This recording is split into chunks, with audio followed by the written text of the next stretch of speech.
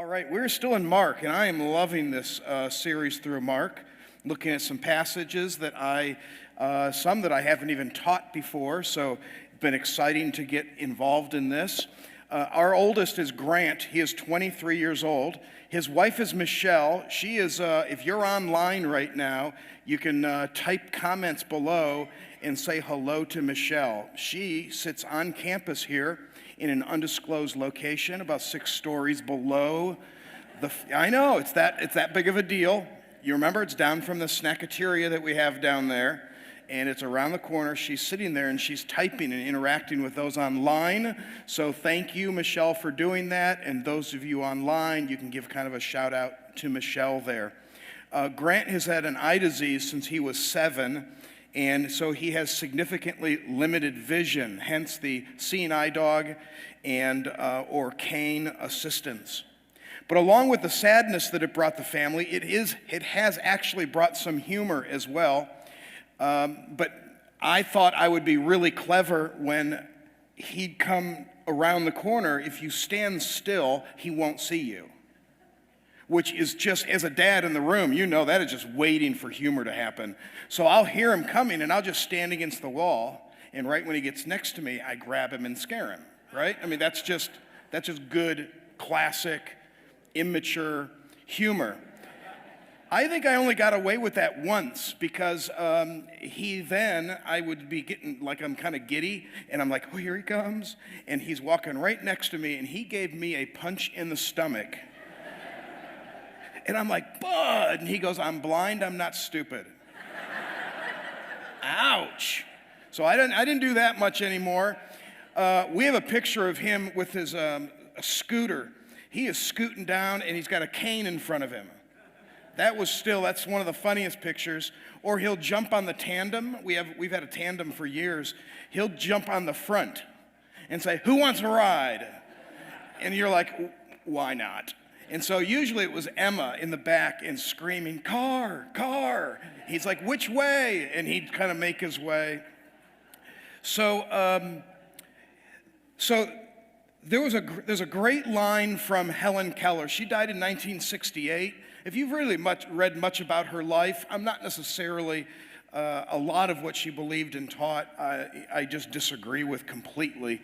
But as a human being, she was an amazing person. At 19 months, she lost vision and hearing. Yeah, where do you go from there? But listen to this amazing line. You've probably heard it. There is something worse than being blind. It's having no vision. Isn't that great, Pastor Ron? What a line. There is something worse than being blind. It's having no vision. We have a very familiar text today, but I think we're going to talk about it in a way that you've not talked about it. Not because it's a hidden truth of some sort.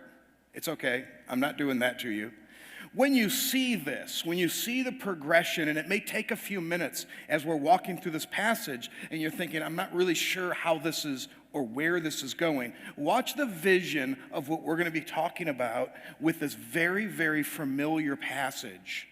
And I think it would be really good for us, and I don't think it'd be very difficult for us to adopt this same vision that we'll see here into our own lives. So the name of the message is Eyes Wide Open. It is on the YouVersion app. If you've never used that, you probably have the app. It's kind of funny how most Christians seem to have that app for using it for reading the Bible, but you can go to live events and you can put in our zip code or its location, and you'll see us on there, or of course the outline that's in your Bible. Take a look at the passage. It's Mark 10, verse 13. And walk through this kind of slow, just to refresh your memory on the passage. And they were bringing children to him. They, meaning kind of the masses, were bringing children to Jesus that he might touch them, and the disciples rebuked them. Not the children, rebuked those that brought the kids. Matthew says that he might lay his hands on them. Luke says the same here, that may touch them. But when Jesus saw it, he was indignant. That is actually angry. He was angry and said to them, "Let the children come to me. Do not hinder them, for to such belongs the kingdom of God. Truly I say to you," verse 15, "whoever does not receive the kingdom of God is like a child, will never enter it." And he took them in his arms and blessed them, laying his hands on them. So it starts with he took them to bless them and ends with actually blessing them, laying his hands on them. That's true of Matthew as well. Luke doesn't give the final remark. Each synoptic tells the story. I'm going to remind you, there's 4 gospels, right? The first 3 see similarly. Synoptic, S-Y-N, sin, same, S-Y-N, same, optic, see the same. Matthew, Mark, Luke. They follow the same kind of pattern. They cover some of the same material. In fact, a lot of the same material in a lot of the same way, right? Remember that? The 4th one is John. He's running the beat of his own drum. He is talking about the stories. Some are the same, some are brand new. He just says it all different. Of the first 3 that see the same, they all cover this story. But 2 of them have the same story ahead of it. So 2 of the 3 also speak of the preceding story of Jesus and the Pharisees. That is very important for us to see now and read the story of the children in that context. In verse 2, same chapter, Pharisees came up in order to test him. "Is it lawful for a man to divorce his wife?" He answered, "What does Moses command you?" They said, "Moses allowed a man to write a certificate of divorce and send her away." And Jesus said, and this from here to the end of 9 was not what they were expecting. "Well, because of the hardness of your heart, he wrote you that commandment. Because from the beginning of creation, God made them male and female. Therefore, a man shall leave his father and mother and hold fast to his wife, and the 2 will become flesh. So they are no longer 2, but they're one flesh. For whatever God has joined together, let no man separate." Well, they set this up to test him, and then he reviews what marriage is, which, by the way, this is the Christian ideal. This is God's plan for marriage, which is man and woman, unbroken commitment, lifelong, exclusive faithfulness. That is marriage. The trapping thing was common. In fact, he always had to be ready for it. There's passages like Matthew 19 says the Pharisees came testing him. This passage, they came up and wanted to test him. There's a disgusting passage in John 8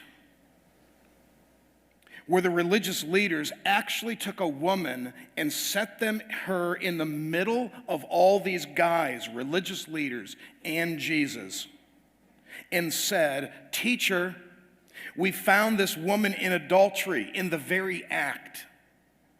Now in our law, Moses commanded us to stone such a woman. What do you say?" And here's the line. They said this testing him, that he might say something that they could accuse him. This is disgusting. This dear woman that you and I would just want to cover and wrap up and hold and take quietly off to the side and take care of her and talk to her. And yes, of course we'll mention the sin, but we want to deal with her soul, right? These religious leaders, disgusting, put her right out in the center with zero concern or care for her. Who cares about her? We're going to test Jesus because we want to be able to accuse Jesus. I know that Jesus Christ, being 100% God, was also 100% man. He had to be aware of what was going on. He had to be thinking, and he had to be top of his game. As we're looking about our eyes being wide open, I want to mention 3 different levels. And one is just deep, intellectual, complex conversation. Adulting. You got to talk adult talk. Jesus was engaging the religious leaders of the day. And he had to remain sharp in order to do it. You do the same thing. All of a sudden you turn around and you find yourself in a political conversation. And you want to say things correctly, but you could be misquoted easily because you're just talking off the top of your head. Oh, they believe this. No, I said that when I was mowing the yard. I had no idea what I was talking about. But we have to stay sharp. We had a history teacher up at Mingus. So there it is. He just retired.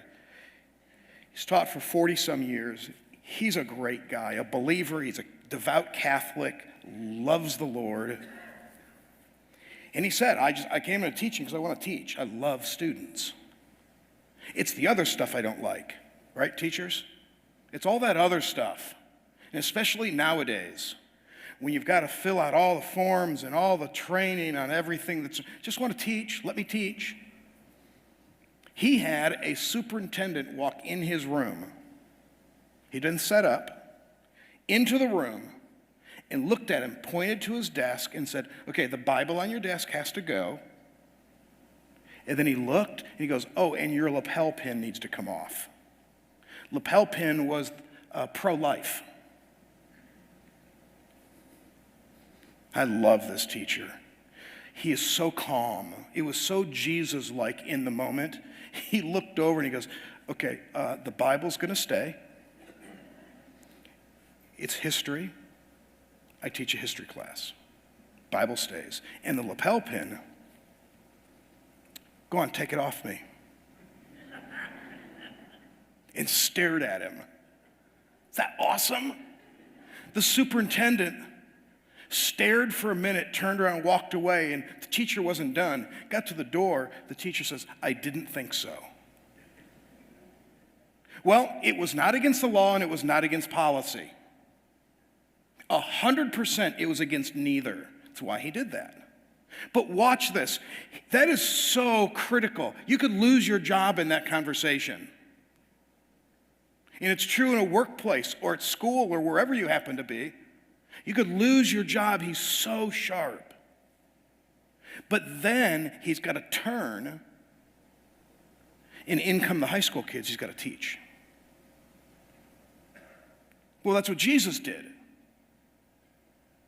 Jesus actually had in front of him religious leaders challenging him, and then all of a sudden, children are coming to him.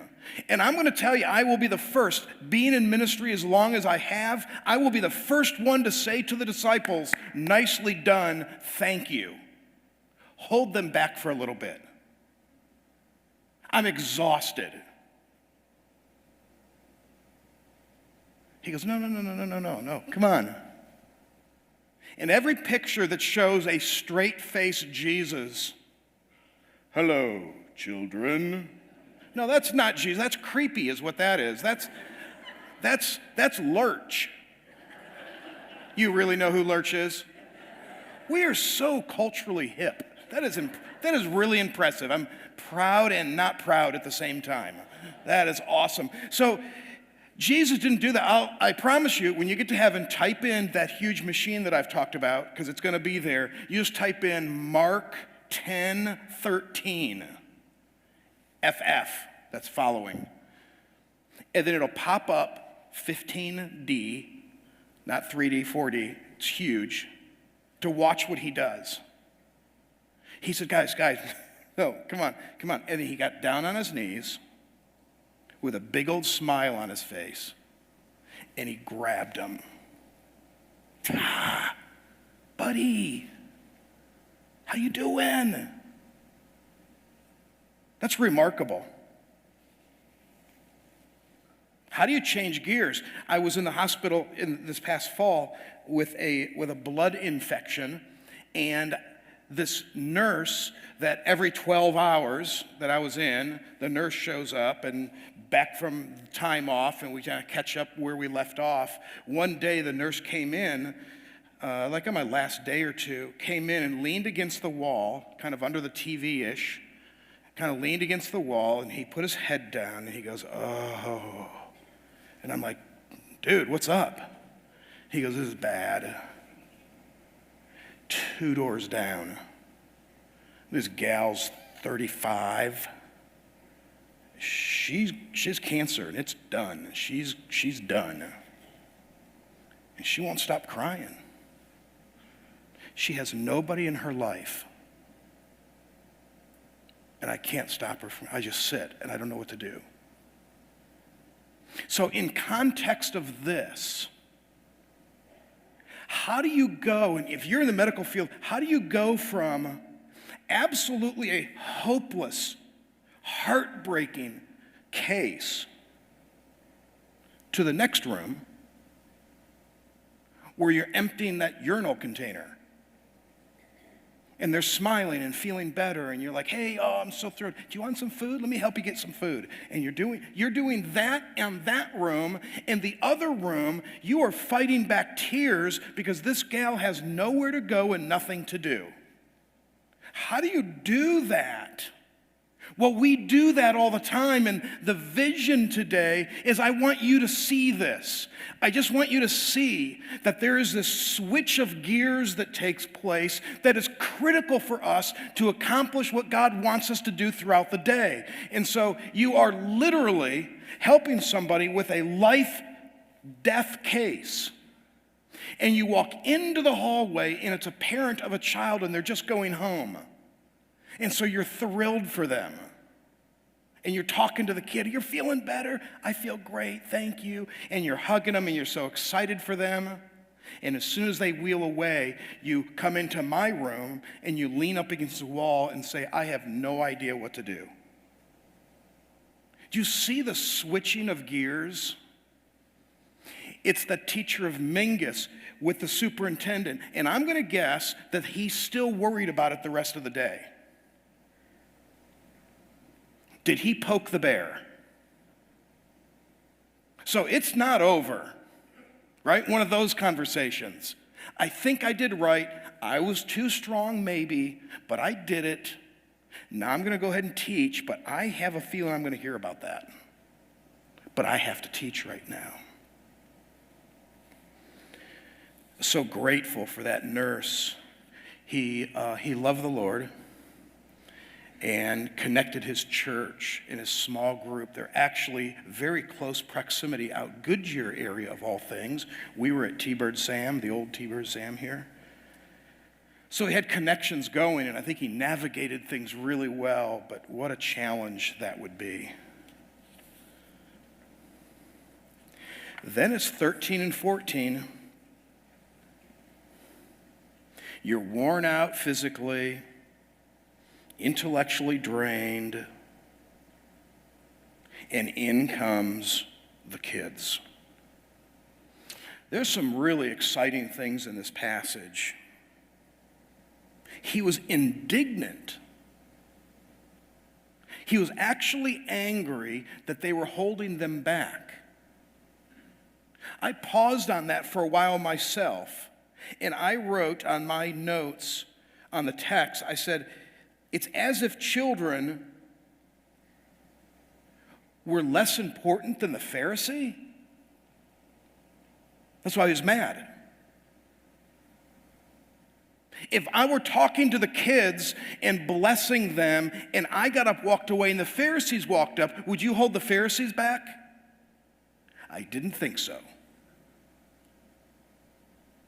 But you did the other way. I am angry at you right now. It's the same with us. It's literally when we're talking to somebody and the kids come running up. And how often, it wasn't overdone. It wasn't like, oh, hey, no more adult conversation. I am going to play with the child. Hello, child. Off it runs. No, it's just like, hey, yeah. Hey, bud, how are you? Hey, we're talking about boring stuff. Can you help us out here? I was sitting in a kind of green room-ish with Wayne Grudem. And Wayne Grudem has written a systematic theology that many seminaries use it. He is the general editor of the ESV Bible and ESV Study Bible. We're sitting in a room together waiting, and we're chatting, and I'm not kidding. He's saying theological stuff that I have no idea what he's talking about. So my goal of the conversation, I redirected. My goal was, Lord, if I can get out of this conversation, end it without being totally humiliated, I will bless you. Okay, that was my goal. Because I didn't want to agree to something that he go, no, no, you're right, no. Right, I like that. Do I like it or not like it? So we're talking, and he's got a very calm demeanor about him. And we're just slowly chatting, and we were talking about a little bit of theology. And this little kid walked by, holding up his car, his Matchbox car. And I was too worried about self-preservation at the moment that I didn't really notice the kid too much. And so he comes walking by, and he kind of glanced over at Wayne. And Wayne, it was so smooth. We're chatting, and it really was pleasant, talking about Bible translation. And we're chatting. He goes, oh, hey, buddy, what's your name? My name's Jackson. Oh, my name's Wayne. And I'm like, I don't even get to call him Wayne. That's unbelievable. It's Dr. Grudem to me. And so he says, my name's Wayne. Wow, can I see the car for a second? Yeah. He holds it up, and he's looking at it. He goes, is it one of your favorites? Really? This is a nice one. This is fun. Hands it back, and we kept talking as if nothing happened. And I'm watching the whole thing, thinking, how did he do that? We ended that day, he preached. It was great, not over anybody's head, he preached. Afterwards, we're in the lobby. He's talking to everybody. He's signing books and all of that kind of stuff. And boy, have I told you this? And he left. He's gone. And the next morning, Monday morning, I get an email from him that says, hey, Pastor Rob, your sound guy was waiting to talk to me, I noticed. But then I looked over at the end and he was gone. May I have his cell number so I can see? No, he actually said, may I have your sound guy's cell number? Sure, is there anything I can help with? He was waiting for me, I looked, and then he was gone. I want to check in with him and see if he needed anything. My sound guy at the time looked a little more like Rambo than a sound guy. He's one that would stand still and you wouldn't see him because he's all in camouflage. Only when he moves did you even know he was there. And I said, oh, Wayne, I just talked to him, and he said he just wanted to thank you for the morning. And he goes, okay, sounds good, and done. Okay, rewind that. Do you know what that meant? He is in the lobby signing things, talking to people, and he noticed Rambo. Well, maybe for his own safety. I'll give him that. But he noticed Rambo off to the side, then noticed Rambo's gone. And he remembered it. He just got in town from being in South America for 2 weeks, and he is back at his seminary for the first time in 2 weeks. And he wanted to know about our sound guy. Do you see the changing of gears? Do you see what that means? Pharisees. Then it was off to the kids. And then what I really do appreciate that he moved to was a mission focus. A mission focus.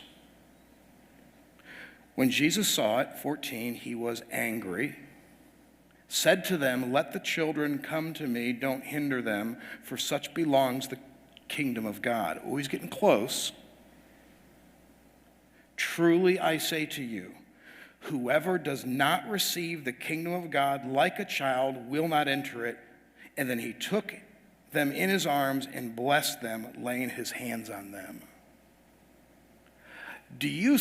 I'm watching this now, and I'm thinking, how in the world can I do this? Pharisees, heated, they are trying to get me.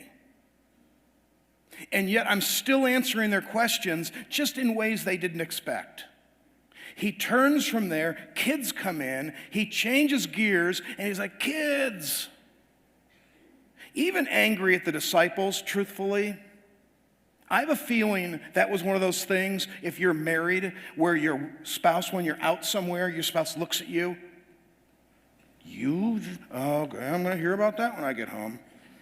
As soon as the door shuts, just say it, get it over with. How did I screw up? Well, the disciples felt it. They're like, hey, let them come to me. We will talk about this later. It was Matthew's, his idea. I tried to stop him. Okay, and you're liars. So he's playing with the kids. So we have the disciple thing going. He's playing with the kids, and what he sees, the excitement of the kids, the innocence, the love that the kids had for him, the desire to be with him, the simplicity of them, he can't help but to say, for such belongs the kingdom of God. But then he spoke to everybody. So while he's collecting them, and given one of these on the top of one of their heads, because I think that's ancient. What are those called? Noogie. Good job, you guys. Lurch, and now noogie. You guys are so good with worthless knowledge. That's really impressive. I'm proud to be your pastor.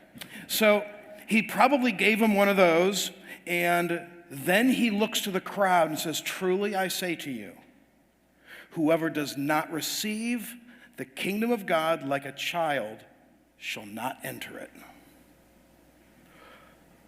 Whew. That was his mission, was to bring the kingdom of God. So even in the middle of being sidetracked by Pharisees, showing love and concern and kindness to little kids and a little correction to the disciples, he still is on task. He's still there.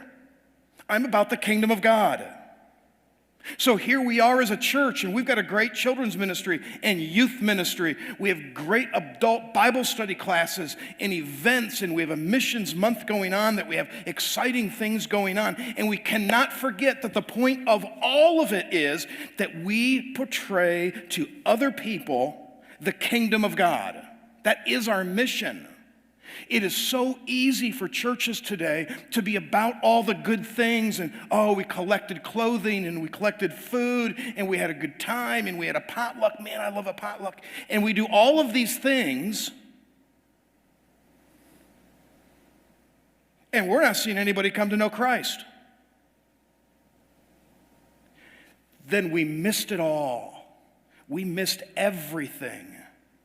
We had professions of faith recently with the junior high camp. There were 10 professions of faith and many, many more rededicated lives at the high school camp. That's why we do, and that's why we exist the way that we exist. I want to do all of this. Awana could actually run as a machine and miss its point. It's because it's not uncommon. We're working through books, and then we have great leaders. Honestly, best leaders in the world. We have terrific kids and families involved, and it's a running machine. But Awana was designed for children to bring their unsaved friends into the program where they could come to know Christ, and then the church overall can reach out to the families and see families come to know Christ. And then, yes, we want kids to grow in their faith. But it's so easy to reduce it to, we want kids in Awana so that they can grow in their faith. No. And I'm going to tell you what will never, ever happen. Never happens, and yet on paper it looks so good. If we could just all grow in our faith, it'll blossom into us seeing many, many people come to know Christ. If we all grow in our faith, wouldn't it blossom into that? No, it never does. Because as the heart of it, as we grow in our faith and turn our faces inward to see growth in our faith, we're no longer looking out to see people come to know Christ. So therefore, if you and I ever see a ministry, church, nonprofit, ever you see one that is seeing people come to know Christ, it is because they as leaders decided we exist to bring people to Christ and then watch them discipled in their faith to lead others to Christ. It never happens on accident, and it never happens as a result of, I'm just growing in my faith. Like someday I'm just going to blossom into an evangelist. It doesn't happen until we intentionally decide for it to happen. And that's what he did. Pharisees, deep and alone, by the way. Wouldn't you have loved to be a disciple? That it says, and Matthew spoke up, stepped in front of Jesus and said, and quoted a couple passages. That'd be awesome? No, they were all behind him. We're behind you, Jesus. We're way behind you. We're way back here. If we have to get out of town, I'm going to be the first. He is alone, heavy conversation with the Pharisees, switches gears, loves on the kids, and then switches gears to actually speak of how it is to enter the kingdom of God. Remarkable. Our family may intentionally or unintentionally know and share a lot of eye or vision jokes. Oh yeah, I've got a few for you. What did the left eye say to the right eye? Between me and you, something smells. Okay, all right. It gets better. I accidentally rubbed ketchup in my eyes. Now I have hindsight. I'm killing myself. Leave Facebook on. Just leave it on. Called in sick one day, complaining about my eyes. And when they asked me what was wrong, I said, I just can't see myself coming into work today. Wow. Got to watch the vision. I want to be able to talk deep, and you can in your field with your boss, coworker. You're talking deep. I want to be able to talk deep. Then I want the gospel in mind, and I want to switch between them. Gospel, kids, lighthearted, nurturing. Gospel, deep. You may be better at one than the other, but I think we're all realizing, I hope, that there really is the transition is the problem. How do we switch gears? How do we change from one to the other? Being in a store in a hurry, knowing to softly care for the clerk, just because you're in a hurry, right? Switch gears. The kid in line or family member with us. Sometimes working with kids in Awana, sometimes the greatest ministry is with a co-leader, co-volunteer, or with a parent, maybe not with a student. And I do think that with the power of the Holy Spirit, we can do this and better reflect the ministry of Jesus Christ.